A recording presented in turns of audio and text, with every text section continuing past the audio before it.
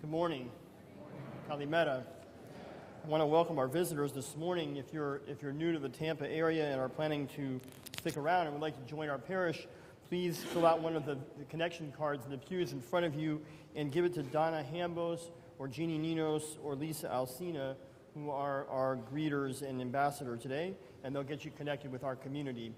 And I want to thank the choir for singing so beautifully today. Short director and short many other people, but you wouldn't know the difference because they sang just awesome today. So God bless you. Thank you guys for singing so beautifully.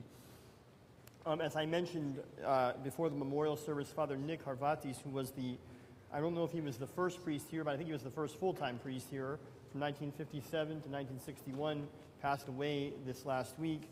He had lived to see a nice old age, so that's a good thing. And many people don't know this, that when Father Nick left here, he moved to Detroit, where several years later he did the wedding for my parents in 1968. So I'm connected to Father Nick and St. John's. So, as they say, what is 7 degrees of separation for everybody? Some other sad news to report. Mr. Jack Gombos passed away yesterday morning, and so his funeral will be on Wednesday morning at 10 o'clock. And the Trisayon is going to be Tuesday night at 7 o'clock over at Blount Curry down the street. That's Jack Gombos. That's Harriet's husband. Of course, they have a big family, and I know many of you know them. So please, there'll be a constant contact coming out later today. If you don't remember what I said, that's fine. Many things going on in our church. Anyone know what date is tomorrow? First day of spring break? No. It's the Clean Monday. It's the beginning of Lent. And when does Lent start, actually?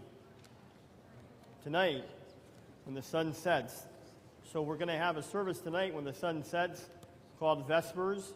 And this Vespers is special because it's called the Vespers of Forgiveness. And so part of the Vespers of Forgiveness is that we close the doors of the altar and we remove all the bright furnishings, and we put on purple and dark colors. It's actually kind of the opposite of the resurrection service. And then at the end of the service, we ask forgiveness from those who are here. And so if you've never seen this service before, I highly recommend it. And even if you have, you know that it's a beautiful service and a beautiful way to start off our period of the Great Lent. So please come tonight at Vespers at 6.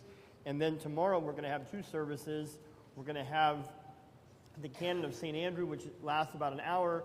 And this is a long prayer for God to forgive us. Tonight we ask one another for forgiveness, and tomorrow we read this service called the Canon of St. Andrew, and we ask God to forgive us. And then tomorrow night we're going to have the sacrament of Holy Unction at 6 o'clock. If you come tomorrow night for Holy Unction, please bring your Holy Week book. We'll go right out of the Holy Week book. That will be the service book tomorrow. And then Wednesday, we will begin the first Wednesday of every Wednesday of Lent. We have liturgy at 6 o'clock, and then there's a free dinner after liturgy. And this week's dinner is sponsored by Young at Heart. So the hour that you would spend cooking, come and spend praying, receive communion, and then break bread together in the hall. And then on Friday, we will have the salutations service at 6:30, and on Saturday, the last Saturday of the Souls in St. Theodore at 10 o'clock.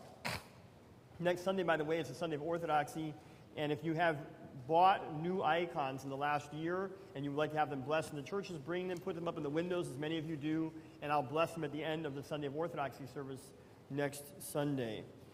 Finally, after church this morning, I'm going to be meeting with the Sunday school parents and anyone else who wishes to join us, and I'm going to give a little talk on Lent and how to get more out of Lent with your family. So if you, after you receive Andidaron, go get a cup of coffee next door, whatever. And I'm going to meet in the library, not in here. I'm going to meet in the library. Just hustle over there as fast as you can. I'm not going to the hall. I'm just going to get my vestments off and come on over there. We got to finish by about 12:40, and then we'll conclude in here with a prayer with all of the Sunday school students. Anybody tired today? Who's tired today? Who had a bad thought when the alarm went off this morning? I didn't. I always have a good thought on Sundays. My first thought was, wow, it's Sunday. My second thought was, gosh, that feels like I just went to sleep. And the third thought was, that's got to be wrong. It's dark outside. Anyway, how many people are tired, not because of sleep, for some other reason? What are the other things that make us tired in this life? What? Work makes us tired. What else? The kids make us tired. What else makes us tired? What? Stress. What else? Children, two times now.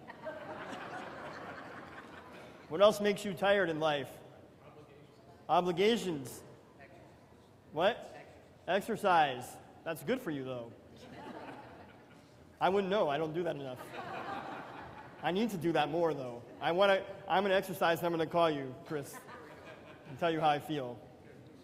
What else makes you tired in life? What? Boredom. All right.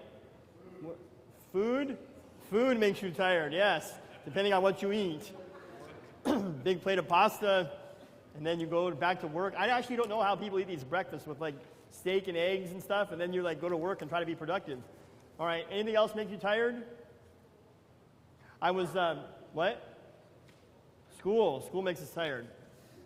How many people get tired of reading the newspaper? How many people get tired of opening the newspaper and seeing bad news? How many people get tired of loud music? Other people's loud music. I mean, yesterday I was walking from the church over here, and someone went by with music that was so loud that the door on the office started shaking, and the windows. And I'm like, if it's that loud that it's rattling my stuff, and they're over at Panera's, I mean, what must it be like in that person's car? I mean, they must have like no ears. Maybe that's why they put it up so loud. I don't know. All right. Many people, we find lots and lots of things that make us tired. It's not just daylight savings time. Lots and lots of things make people tired. Where is the best place to find rest? Church. Prayer. Because Jesus said, come all those who are weary and heavy laden, and I'll give you rest. You'll find rest for your souls. So if you're tired, the best place to be is the church. And because we're all tired of something, the best thing we can do, thank God, that we have this Lenten period every year, because the Lenten period is designed to make us feel relaxed, to make us feel new again. Many people think of Lent and they think of it in like a negative way. Like this is the, how many weeks until I can have meat again? All right, or there's more services, or they last longer on Sundays, or oh my gosh, Holy Week, I need to buy thicker shoes.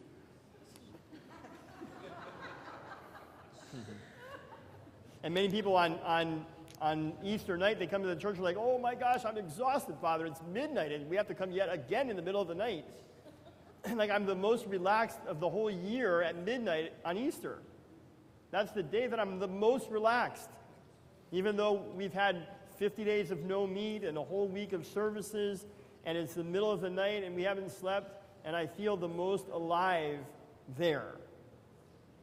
So if you want to feel that feeling on Pascha, alive and rested, then you make the journey of Great Lent, which doesn't break us down and tire us out. It builds us up and it renews us again. That's what Great Lent is all about. Now, one of the things that makes everybody tired is being angry. When you get upset, you get tired a lot faster, right? I confess I was upset this morning, not because of anything someone did, but I misplaced something of value. And I couldn't remember where I put it. So I was just frustrated and flustered. And I sent a couple text messages to a couple people, like, I'm upset, I can't find this thing. And in the middle of the liturgy, I realized where I put it. And then my mood changed, because I wasn't stressed out anymore. I know exactly where it is, and as soon as we're done, I'm going to run over to my office and dig through the box and find it. All right, but when we're upset, we get more tired, and we get more down. All right, and one of the things that makes us upset is when we have conflicts with other people. We become angry with other people, and that's upsetting. How many people have lost a night's sleep because of an interpersonal relationship that's going wrong? I'm not saying necessarily with your spouse. It could be with a coworker, a friend. How many people have lost sleep in the last year because of an interpersonal relationship that kind of gone wrong? All right, just about everybody. Just about everybody. And why is it that we lose sleep? Why is it we don't just go to that person and say, you know what, there's something between you and I, and we got to fix that?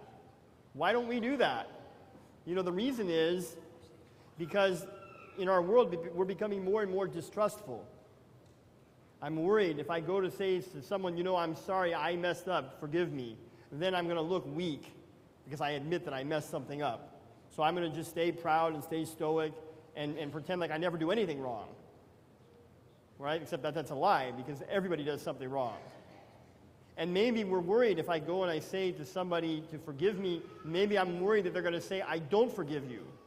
So rather than find out something bad, I'm just not going to say anything at all. And then I'm going to just kind of put the problem away, and I'm just going to kind of hope it goes away kind of all by itself. Does that happen? Does any problem go away by itself? Very, very few problems go away just doing nothing about them. So, I mean, one of the things that we're supposed to do, Christ says, is we're supposed to forgive one another. We're supposed to be able to go to our brother and say, you know, something is wrong here. The relationship we have is not the kind of relationship that we're supposed to have. So how can we remedy that? And then you sit down with your brother or sister and you have a mature conversation about that. And at the end, you embrace one another and say, you know what, let's do better. Let's do better. Right? The words, I'm sorry, are not said enough in this society. And neither are the words, thank you. All right? I'm sorry and thank you.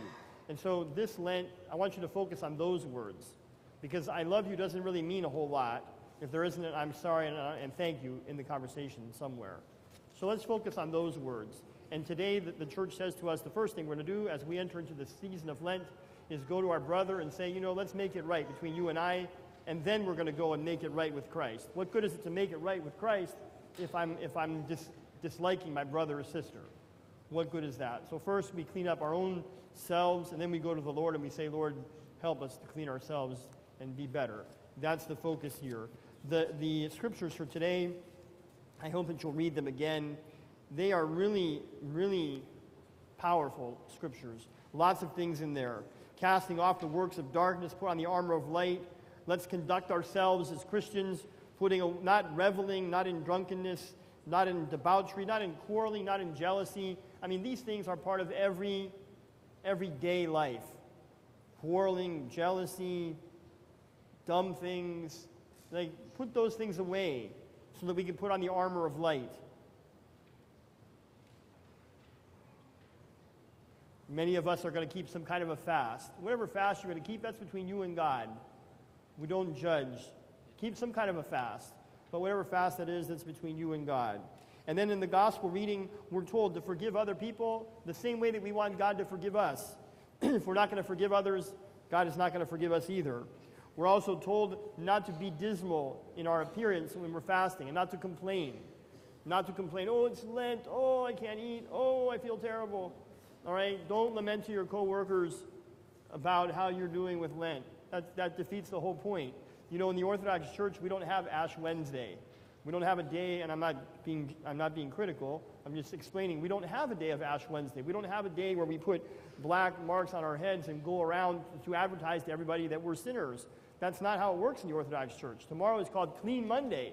We come and we clean ourselves, and the mark on us is a mark that no one's going to see. It's a mark of oil from Holy Unction, that we are needing God's anointing, God's forgiveness. And I hope that many of you will come tomorrow to begin your Lent in that way.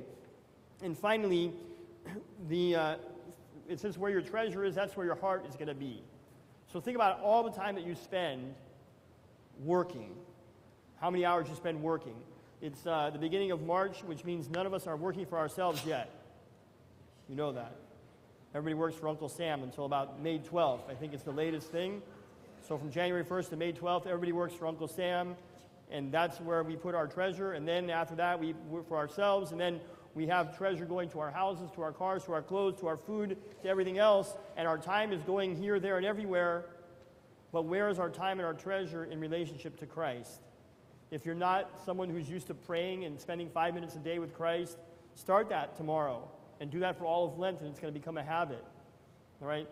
Make sure that you spend some time with Christ in private prayer, especially in worship. All right? Put some treasure there. And where your treasure goes, your heart goes there. And where your heart goes, there your treasure goes. No one gives money to something they don't like. No one spends time doing things they don't like doing unless it's required. But no one gives voluntarily to something they don't like. So give to God, and it doesn't matter if your treasure leads or your heart leads, they kind of both go in the same direction. So let's take our treasure, let's take our heart, let's take our time, and let's put more of that to Christ so that when we come out of Lent, we're refreshed, we're renewed, and we're ready to make a difference in our lives and the lives of those around us and in our world. I wish you a Kalis Sarakosti, a blessed period of the Great Lent, and I look forward to sharing this journey with you. Hard to believe, this is the 12th year that I have the privilege of doing this here in Tampa, and almost 20 in the priesthood. So I'm very thankful to God that I'm alive and that I'm here and that we're beginning this journey together. May God bless and keep you. Thank you for sharing a beautiful liturgy today. Amen.